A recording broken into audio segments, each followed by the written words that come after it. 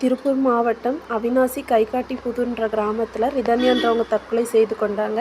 இவங்களுக்கு திருமணமாகி 78 நாட்களே ஆயிருக்கிற பட்சத்தில் இவங்க வந்துட்டு தற்கொலை செய்து கொண்டாங்க.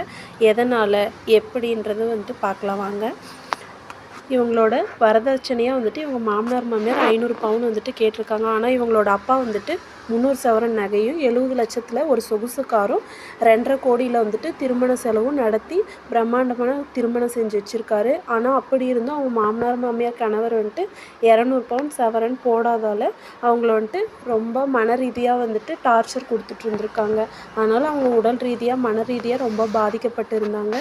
அதுவும் இல்லாமல் அவங்க பிரச்சனையாயிட்டு அவங்க அப்பா அம்மா வீட்டில் தான் இருந்தாங்க. அப்படி இருந்தும் அவங்க மாமியார் வந்துட்டு என்னோடய பையன் இப்படியெல்லாம் தெரியாமல் பண்ணிட்டான், இனிமேல் இந்த மாதிரி ஒரு தவறு நடக்காமல் நான் பார்த்துக்கிறேன் அப்படின்னு ஷூரிட்டி கொடுத்ததால் அவங்க அப்பா அம்மாவும் அனுப்பிச்சி விட்ருக்காங்க. இருந்தும் அவங்கள வந்துட்டு ரொம்ப மன ரீதியாக பாதித்து பேசிட்டு இருக்காங்க. அதனால் வந்துட்டு அவங்க ரொம்ப மன உளைச்சலுக்கு ஆளாகி அவங்க வந்துட்டு இன்றைக்கி தற்கொலை செஞ்சிட்டாங்க. அதனால் யாரும் தற்கொலை செஞ்சுக்காதீங்க. தற்கொலை ஒரு தீர்வு இல்லை. அவங்க மாமனார் மாமியார் கணவரை இவங்களை புரிஞ்சுக்கிட்டு நடந்திருந்தால் இந்த மாதிரி ஒரு நிலைமை ஏற்பட்டு இருக்காது. மாமனார் மாமியார்ன்றவங்க தான் வீட்டுக்கு வரக்கூடிய மருமகளை வந்துட்டு அப்பா மகளாக நினச்சி இது பண்ணியிருந்தால் இந்த மாதிரி ஒரு தவறு நடந்திருக்காது. தேங்க்யூ.